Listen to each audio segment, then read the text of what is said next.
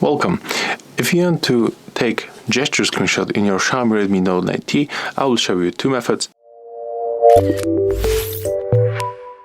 The first one, you can use notification panel and the screenshot icon will be appears here. So when you tap on it, the screenshot will be taken. As you can see, when you tap on the screenshot, you can save by tapping on right upper corner and the screenshot will appears in the gallery. We got also the second method and it's called the gesture.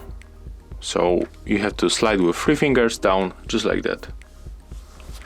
As you can see, the screenshot was taken and the same. Click, tap on the right upper corner to save and the screenshots will find in the gallery.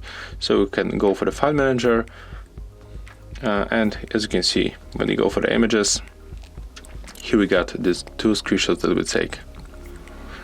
And if you wonder how to activate this option with 3 fingers screenshot, you have to go for the settings.